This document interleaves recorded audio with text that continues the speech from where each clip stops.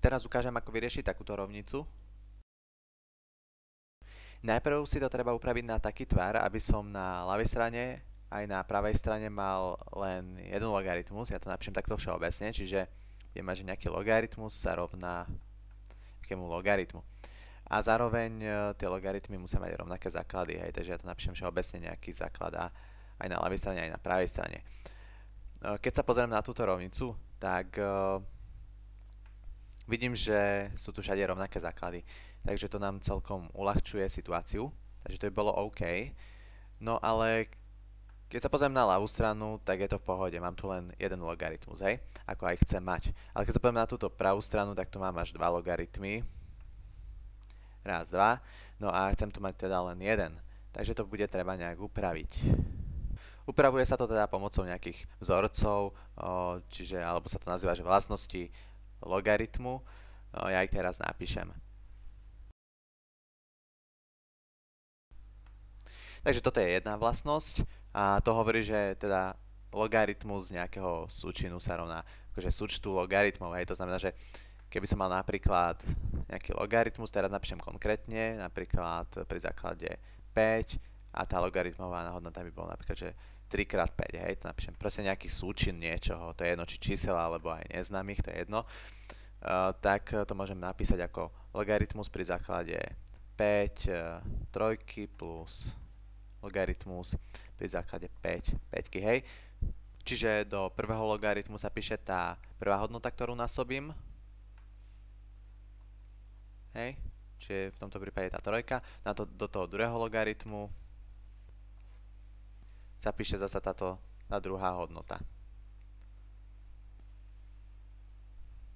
Druhý vzorec, alebo tá druhá vlastnosť vyzerá takto. No a toto zasa hovorí o tom, že logaritmus nejakého podielu niečoho sa rovná zasa rozdielu logaritmov. Takže nejaký konkrétny príklad by bol, že mám logaritmus napríklad základu 7, teraz dám aj nejakú neznámu, že napríklad, že x lomeno 3, hej, tak to môžem napísať ako logaritmus 7 a najprv to prvé, to čo je hore, takže je to x a minus zasa logaritmus 7 zasa menovateľ, hej. Takže tá trojka takto. Ešte spomeniem jednu vlastnosť, tá sa dá aj odvodiť, ale ja ju normálne napíšem ako vzorec, takže napríklad keď máme r na s, že niečo a ešte umocnené, tak to môžem napísať, že tú mocninu, toto, môžem napísať pred logaritmus, čiže s krát a ten logaritmus na r, takto nejak. Čiže napríklad logaritmus, čo ja viem, pri základe to je 1, pri základe 2, napríklad x na druhu, môžem napísať ako 2 krát logaritmus pri základe 2x, hej? Čiže som proste tú mocninu môže ako keby skočiť sem pre ten logaritmus, že ju napíšem, hej? A tu potom už nebudem písať takto. A to je vlastne len, tento vzorec je vlastne len odvedený pomocou napríklad tohto vzorca, pretože keď mám teda x na druhu, ten nejaký logaritmus x na druhu, tak to môžem napísať ako logaritmus x krát x, hej, a to ďalej na základe tejto vlastnosti môžem napísať ako logaritmus x plus logaritmus x, hej. No a keď vlastne tieto logaritmy spočítame, tak dostaneme 2 logaritmus x, hej, čiže mi vlastne táto dvojka preskočila tu pred ten logaritmus, ako je to napísané v tomto vzorci. Tak, už si to len nejak zapamätať alebo urobiť ťahák na tieto vzorce. Potom je vlastne ešte jeden, ale ten potom spomeniem niekedy v ďalšom videu, keď ho budeme potrebovať. Čiže vrátim sa ku tejto zadanej rovnici, takže potrebujem túto pravú stranu nejak upraviť, aby som tu mal len jeden logaritmus. Hej. Keď sa pozriem na tie vzorce, tak vidím, že tu mám logaritmus minus logaritmus. Niečo takéto sa mi nachádza v tomto vzorci.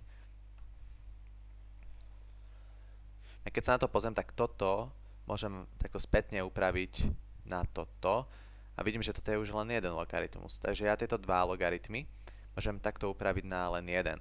A to vlastne potrebujem urobiť tu, hej, aby som tu mal len jeden logaritmus. Takže môžem na to použiť tento vzorec. Takže tento vzorec. Pomocou tohto vzorca teda upravím toto na jeden logaritmus. Takže dostanem niečo takéto. To sa mi nezmení. No a keď sa teda na to pozriem, tak vidím, že základy sú 2, takže máme teda jeden logaritmus s tým základom 2, no a to sa v tom logaritme teda bude, že r lomeno s, hej? Takže keď sa pozriem na tento vzorec, tak vidím, že to r je vlastne toto, hej, toto je keby to r v tom vzorci, na toto je keby to s, hej, takže keď napíšem do tohto, tak dostanem r, teda tých 4,5 lomeno s, a s je x v našom prípade. Niečo takéto dostanem. No a už keď sa na to tak pozriem, tak to mám v tom tvare, ktorú som to chcel mať. Hej, mám aj na ľavej, aj na pravej strane logaritmy s rovnakým základom. Zároveň aj na ľavej, aj na pravej strane je len jeden logaritmus. Hej, tu je jeden, tu je jeden. No a keď to mám v takomto tvare, tak to znamená, že aby sa táto ľavá strana rovnala pravej, tak stačí, aby platilo, že tieto hodnoty, ktoré logaritmujem, že aby sa rovnali, hej.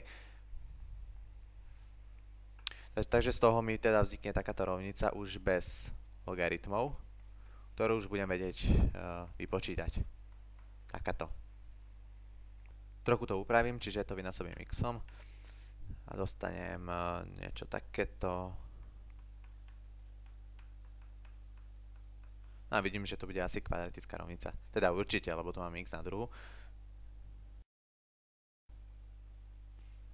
No a dostal som takúto kvadratickú rovnicu, ktorú už teda stačí len vyriešiť. Ja tu už napíšem len výsledky. Takto mi to vyšlo. Ak náhodou neviete vyriešiť kvadratickú rovnicu, tak môžete pozrieť toto video, kde je to vysvetlené. No a teda tieto výsledky, čo mi vyšli, sú teda výsledky už tejto pôvodnej zadanej rovnice. Potom sa ešte môžu určiť podmienky. Podmienky sú teda, že aké x nesmie výsť, hej? Že aké x nesmie byť. Potom to treba skontrolovať s týmito výsledkami. Čiže napríklad, teda podmienky sú také, že už ako som spomenul v predchádzajúcom videu, že to, čo dávam do toho logaritmu, to, čo logaritmujem, tak musí byť väčšie ako 0, hej? Takže z toho vyplýva, že napríklad toto prvé, to 4,5 minus x musí byť väčšie ako 0, hej? Tak to bude jedna podmienka. Minus x musí byť teda väčšie ako 0, z toho si môžeme ešte to x vyjadriť, aby som vedel, že aké x nesmie byť. Takže to bude mať väčšie ako minus 4,5, vymením takto znamienka. Čiže x musí byť menšie ako 4,5, hej? To je prvá podmienka.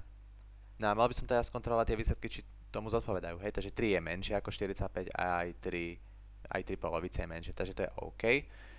No a zároveň ešte keď sa pozriem, toto je väčšie ako 0, hej, toto mám priamo číslo, takže s tým nič nemusím robiť. A potom ešte tu mám x, takže to je jednoduchá podmienka, že teda x musí byť